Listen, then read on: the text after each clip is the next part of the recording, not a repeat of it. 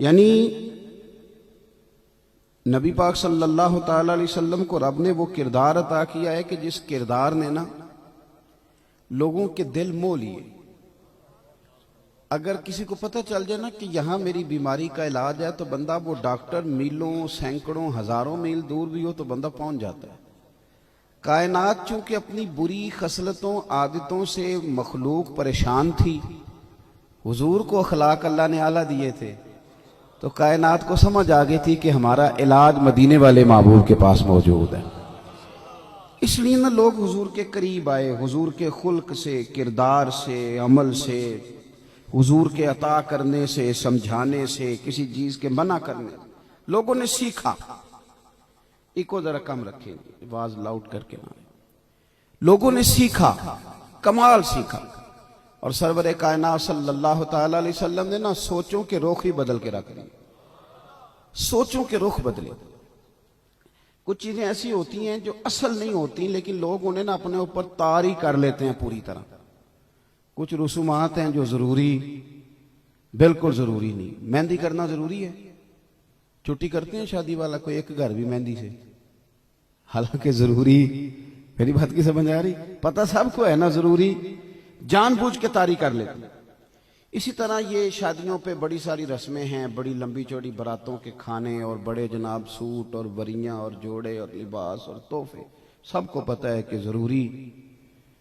تو جان بوجھ کے کچھ بوجھ ہم ڈال لیتے ہیں، ہم ان چیزوں کو عزت بنا لیتے ہیں جس میں عزت ہے نہیں، اور کچھ چیزوں کو ہم سمجھتے ہیں عزت ہے تو وہ عزت نہیں بلکہ وہ تو رسوائی ہے۔ دیکھیں عرب کے لوگوں کے اندر نا کچھ چیزیں جس کو وہ عزت سمجھتے تھے، حضور نے فرمایا نہیں یہ عزت نہیں۔ جس کو وہ ذلت سمجھتے تھے، حضور نے فرمایا یہ ذلت نہیں، یہ تو عزت ہے۔ وہ غلام کو مارنا عزت سمجھتے تھے، تکلیف دینا، اذیت دینا، مطلب مفت کی چودراہٹ بلا وجہ۔ وہ کہتے تھے یہ غلطیاں بڑی کرتے ہیں۔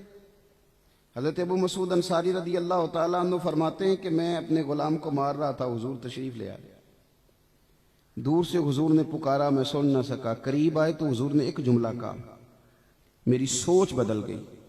حضور فرمانے لگے جتنا تجھے اس پر اختیار ہے نا، یہ تیرا غلام ہے، اس سے کہیں بڑھ کے میرے رب کو تیرے اوپر اختیار ہے۔ فرماتے ہیں زاویہ بدل گیا۔ وہ غلام کے ساتھ بیٹھنے کو عرب کے لوگ ذلت سمجھتے تھے، حضور نے فرمایا ہم نہ اس طرح کریں گے، غلاموں کے ساتھ ہی نہیں بیٹھیں گے، بلکہ اس طرح کریں گے کہ ہم غلاموں کی اولادوں کو اپنی گود میں بٹھائیں گے، ان کے ساتھ روٹیاں کھائیں گے، ان کے ساتھ آئیں جائیں گے، ایک برتن میں کھائیں پیئیں گے، اکٹھے بیٹھیں گے۔ جس کو وہ ذلت سمجھتے تھے میرے نبی نے اسے عزت بنا دیا۔ اب عرب کے لوگ غلام کے ساتھ بیٹھنا، کل تک برادری کا نام لے کے وہ طنز کرتے تھے، تنقید کرتے تھے، تو حبشی ہے، تو عجمی ہے، تو فلاں ہے، تو فلاں ہے۔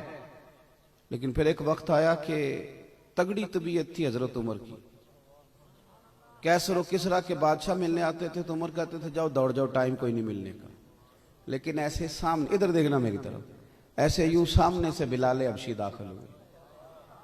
دنیا بیٹھی ہے، اکیلے نہیں، سب لوگ موجود ہیں، لیکن حضرت بلال آئے تو سیدنا فاروق اعظم کھڑے ہو گئے، آگے بڑھ کے نا، آگے حضرت بلال کا ہاتھ تھاما، پھر ان کو اپنی جگہ بٹھایا، خود سامنے بیٹھ گئے۔ حضرت بلال کہنے لگے امیر المومنین یہ کیا ہے؟ فرمایا یا بلال انت سیدنا، بلال تو معمولی آدمی نہیں، تو ہمارا سردار ہے۔ سوچوں کا زاویہ بدل گیا۔ جس کو وہ ذلت سمجھتے تھے، رسول پاک نے فرمایا غلط فہمی میں ہو، یہ تو تمہاری عزت ہے۔ ہمارے ہاں لوگ سمجھتے ہیں کہ اخلاق کی بات کریں تو اخلاق کا معنی صرف میٹھا بولنا ہے، اور میٹھا تو لوگ مطلب کے لیے بھی بولتے ہیں بھائی، صرف میٹھا بولنا اخلاق نہیں۔ تیری سوچ کا بدل جانا، تیرا زاویہ نگاہ تبدیل ہو جانا، تیرا اپنے ذہن کو، سوچ کو صحیح سمت لگانا تیرا اخلاق ہے۔ اسی طرح کچھ لوگوں کو وہ سمجھتے تھے ذلت ہے، یہ وہ سمجھتے تھے معاف کر دینا ذلت ہے، بزدلی ہے، اب میں معاف کر دوں